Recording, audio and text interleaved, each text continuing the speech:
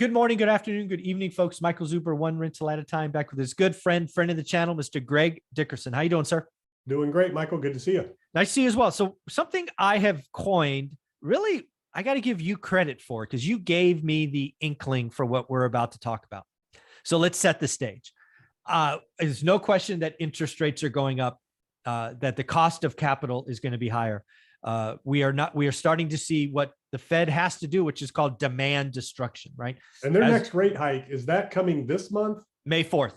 May 4th. Okay. So no rate hike in April. That's what I thought. I looked at their meeting schedule. They don't have a meeting this month. No, May 4th. It'd be May 4th and June 16th. Yeah. So we are seeing demand destruction. Again, folks, the Fed controls the cost of money, the front end. And as they raise rates get up, you do less deals.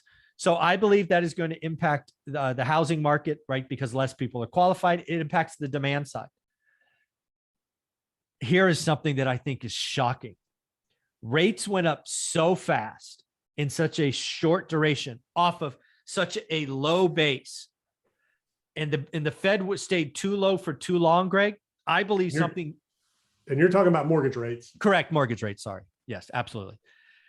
I believe the Fed has inadvertently created what is going to go down over the next 3 to 5 years as supply destruction. Let me define that for you because it is a new term. I believe, and again, this is probably homeowners mainly. I believe there will be plenty of homeowners that would naturally be on the home owning scale of first time home, live there 5 to 7 to 8 years, which is average, and then move up. I believe what is happening right now, because 70% of loans have been recast in the last 2 years at rates that generally have a 2 or a 3 on them. Greg, I believe we're going to have a lot of people that refuse to move. They're going to stay with their cheap 30-year money because it is going to be a financial asset that benefits their family forever. Keeping cheap 30-year money, and they're just going to stay put. They're not going to go, because when you move up, Greg, most people spend $80,000 to $100,000 more. Right? Over the last 40 years, rates have generally been going down. So the math was appealing. Now, if you look to spend 80 to 100 grand more, the rate could be double. And people are going to look at that with sticker shock, and they are simply not going to list, not going to move. So I think we're going to have a supply vacuum. And I'll stop there and let you ask some questions. Yeah. So we're talking about housing specifically, and Correct. Yeah, we're already seeing that. And, the theory is as rates go up, transactions will drop, values will adjust because the affordability index of the housing goes down. Correct. In terms of what people can afford based on their payments. So the theory is that if values go down, then the equity that people thought they had in their house goes down. Maybe their down payment is preserved, but any appreciation that they thought they had is not. So if you're a seller, what are your options? You're saying, okay, I need to sell, I want to move. What is there? I know I'm going to have to pay more in a payment. So that means I can buy less house. What are my options? So the question is going to be, what are people's options? If interest rates are higher and your payments are higher for a house, that's fine, as long as the house prices come down. And it's all relative, because where we were 3 years ago, rates were a little bit higher, but the housing, prices were 30%, 40% less, whatever it's gone up in the last 3 years. So it was relative. So as rates came down, house prices went up. So again, it was relative in terms of, what you could pay. So it's really going to boil down to, and I think at the end of the day, people just don't have to move now like they did before the pandemic. So it's a different lifestyle choice. It's a different demographic shift. A lot of people have already moved, like you said, that great migration has already occurred. And they've locked in at these low rates. So they're likely to stay put because they already made that lifestyle choice in that move. And, right now we're seeing buyer fatigue because there's nothing out there. Interest rates have gone up. Prices are through the roof. So people are just giving up. A lot of people, not everybody. Yeah, not everybody. Not every market, but that's what's starting to happen. Yeah. Again, and this is something, just so you know, I'm asking all my experts. There's actually 8 categories of people. Let me share it with you, because I'd love to get your opinion. And again, these are just wild ass guesses. We're just opinion. Just so folks know, I will be summarizing all of this data. So you can see I've already asked 6 of my experts. Greg will be number 7. So let me kind of lay this out, and we'll start at the bottom at row 9. I believe because rates have shot up so fast, there will be percentages of people that would normally sell that will just simply refuse to. So for example, I believe the largest percentage of people that won't move this in this cycle are what I call move up buyers, right? Normally they would sell their first time home. They would move to a nicer part of town. They would move to a bigger home. They would move to a newer home, something. Now they're going to look at that math equation and say, honey, we don't have an extra $1,800 because the house is more expensive and the debt's more expensive. Why don't we instead make the house we're in nicer or take a vacation or something else? So yeah, that's already happening. Add on, renovations and people adding on. And we saw that happen 08, 09, same thing. So what do you think? Again, complete guess. What percentage of move up buyers, and a negative percentage in this case, do you think don't sell given just it's for most people, it's a bad financial move. So they're just going to stay put. What do you think? Yeah, I mean, I don't even know what percentage of the market that represents right now, but I'd say, move up buyers. I mean, given the conditions right now, probably 90% of them can't because there's nothing out there. Yeah. All right. So again, I was just thinking about supply destruction, all the different areas. So now we'll go to investors like me, right? I own a bunch of homes. I got them at lower prices. I have cheap debt on them. What percentage of investors like me simply won't list because A, we can't find anything, right? We can't 1031. A, we've already cashed out, because of high prices. We're just going to keep buy and hold, right? We're going to be Wall Street and just buy these rentals and cash flow them at 6% yield. Do you think investors back off listing homes? Yeah, especially if values go down, it doesn't make a lot of sense. Yeah. To sell. So especially people that bought in the last couple of years that have investment properties, if values change and adjust, then you won't be able to sell because again, all you're going to pull out your down payment. So that will definitely affect. I mean, as far as percentages, I have no idea because we're just guessing. A third of the housing stock is owned by investors. And 1 or 2% of that are institutions that probably will never sell. Yep. So what percentage of that group is going to sell? I don't know, maybe 10 or 20%. Okay. All right. Yeah. I mean, this is just, and again, we're just talking about this one little bucket, because this little bucket would be the same size regardless. So we'll just say less 10%. Landlords will 10%. They'll sell one in 10 less homes. No big deal. Yeah, and there's other options. Like a lot of people don't realize, like single family home owners, investors that want a 1031. They can 1031 into multifamily, commercial, other assets. For sure. I've done it. Yeah, absolutely. Here's one that probably or may not change because life happens to everyone. I believe some of the sales that will happen this year are called must sell: death, divorce, job transfer. Life happens. It doesn't matter what prices or interest rates you have to sell when you have to sell, right?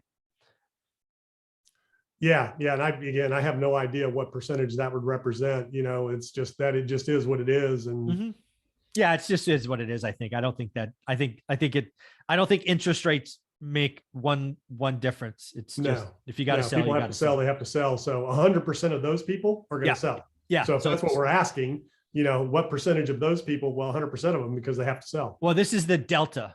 This is a percent change. So zero change, whether rates are up or down. Okay. I see what you're saying. Yeah. Can't afford. This is a number that goes up this year, I believe. And again, this is a percentage. So I think it's going to look abnormally high, but it's only because we've had no foreclosures for 2 years, right? Foreclosures essentially been illegal for most folks. Yeah. So again, can't afford, no equity. Do you think we have more foreclosures this year? If we do how big do you think the jump is this year? No, I don't think so. I think we're still seeing around 5% of the stock is in foreclosure.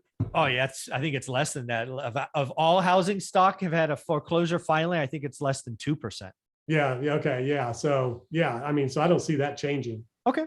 Yeah. And again, foreclosures take a lot of time. What do you think about flippers? Do you think? I think you're going to see a lot of those, and we're already starting to see it. You're seeing people who are, using hard money, and their loan rates are adjustable, and they can't, get financing. Costs are coming in too high. Yeah. So I mean, you're seeing, a big blow up in that area right now. So what are you thinking? Because again, I think flippers are going to get hurt. That's what happened last time. Probably 30-40%, because there's a lot of them that got in and paid these, too much money. They didn't, understand or anticipate renovation costs. So a lot of flippers are getting hurt right now. How about builders? I think they're going to be up. I think they're going to try to fill in the void, perhaps. I don't know. What do you Yeah, think? but still, there's going to be 25% of them that are going to fall out when the contract, when the house is complete because their borrower can't afford the mortgage at the new interest rate. So, Yeah, you're I mean, builders will sell. So, I mean, they're not going to not sell. So builders will be selling. yeah. So maybe up 10%. Yeah. Yeah. This is the one that I think is very interesting to think about. Downsizing, right? For the longest time, I've heard about baby boomers wanting to sell and trade down. Now, if you're a baby boomer and you happen to own your house free and clear, this probably still makes sense. But if you're a baby boomer who had to borrow money and refi for your college, your kid's college or something, and you're still carrying a mortgage, I don't know that you downsize because it's the same thing on the upway, right? Why would I downsize to a smaller house and the mortgage payment is the same? I mean, again, if you own free and clear, maybe the math is different, but I don't know that downsizing is going to be as big a deal this year. What do you think? Yeah. I've got friends in that position that would love to sell and downsize, but there's nowhere for them to go. There's no options out there. They're like, what would I buy? Yeah, So exactly. it's not even an affordability thing. It's just, there's nothing for them, period, that they would want in an area that they would want. And then you have a lot of people that are relocating and they're going to be forced to do it. So I don't think that metric, I think there's going to be a lot of people that won't sell, probably 20% of the people right now that could sell won't because there's nothing for them to buy. I totally agree with that. And then the last one I think about is you and I both know a lot of people that have second homes, vacation homes. They're not Airbnb, right? This is just truly second home stuff. Do you think those people look at the housing market and go, hey, housing is hot, let's sell them? Or do you think they just keep them? Or what do you think? Yeah, I think, it depends. And that's the market I came from and grew up in, and am still in tune with now is a strictly second home, vacation home market. And, you see the boom in those markets when money is good and it's cheap and it's easy. And you see the decline when you get into economic recession. So people will stop buying, which has already started to happen. Those markets are already starting to cool off, second home market, especially the vacation market, because you can't make them cash flow at the prices based on the interest rates. What drove that market was cheap interest because they cash flowed for investment properties. And then, of course, the pandemic moved people, moving into those vacation houses, getting away from where they were.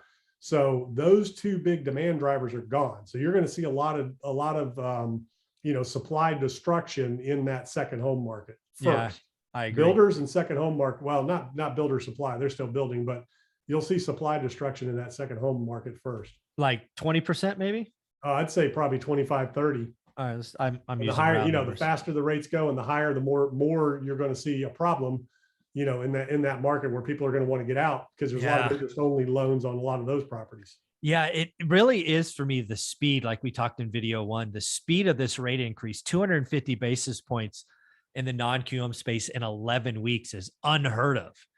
And keep in mind, so for everybody watching, why is the stock market still doing so well and all that? Because the Fed really hasn't done anything.